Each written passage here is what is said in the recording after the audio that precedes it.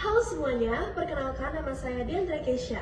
Pada kesempatan kali ini, kami akan membahas tentang penggunaan kalimat efektif di berbagai media, seperti di media cetak, media sosial, maupun di ruang publik. Topik ini menjadi penting karena penyampaian informasi yang baik haruslah jelas, ringkas, dan mudah dipahami oleh siapapun. Kalimat efektif sendiri merupakan suatu kalimat yang mampu menyampaikan informasi atau gagasan secara jelas dan tepat, sehingga mudah dipahami oleh pembicara maupun pendengar. Ciri-ciri dari kalimat efektif sendiri haruslah singkat atau tidak bertele-tele, jelas, padat, dan tepat sesuai dengan tujuan berkomunikasi. Shalom, perkenalkan nama saya Rena dan di sini saya akan sedikit menjelaskan tentang penggunaan kalimat tidak efektif dalam media cetak.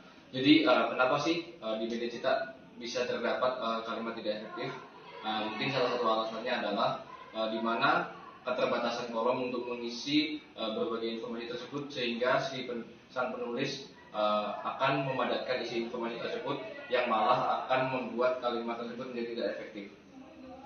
Lalu saya juga akan memberi juga bagaimana contoh kalimat efektif dan juga tidak efektif.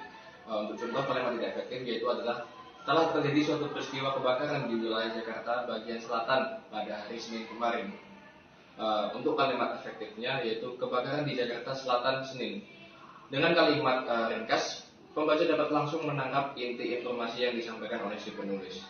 Oke.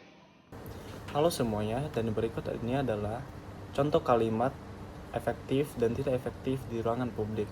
Kalimat efektif di ruang publik adalah kalimat yang singkat, jelas, dan menyampaikan pesan secara langsung.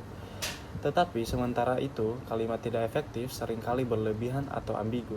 Contoh kalimat efektif di ruang publik yaitu mohon tidak merokok di area ini, kawasan bebas kendaraan bermotor, atau terima kasih atas perhatiannya. Sedangkan contoh kalimat tidak efektif di ruang publik yaitu maka oleh karena itu, para tamu diharapkan untuk tidak membuang sampah sembarangan.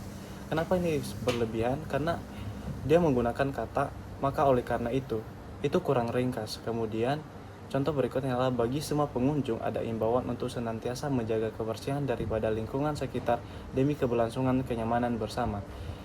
Ini seperti kalimat yang bertele-tele dan sangat panjang. Perkenalkan saya Tia, pada kesempatan kali ini saya akan menjelaskan mengenai penggunaan kalimat tidak efektif pada media sosial.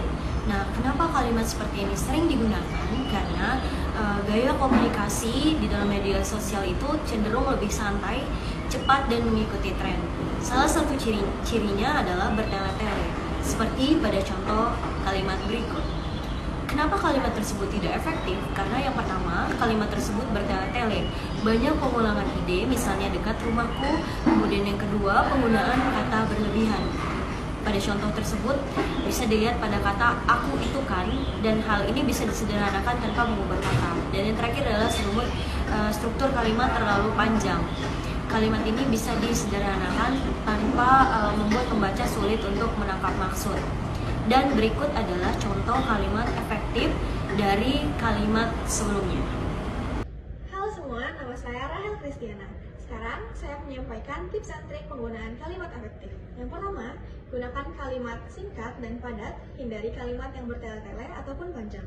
Yang kedua, pilih kata sesuai dengan KBBI. Dan yang ketiga, hindari makna ganda atau ambigu.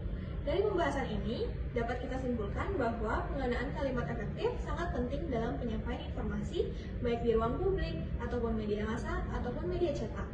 Dari pembahasan kali ini juga, ini menjadikan kalimat efektif sangat penting untuk menyampaikan informasi ke orang-orang. Terima kasih sudah menyimak video ini sampai sekarang. Semoga bermanfaat. Sampai jumpa di lain waktu.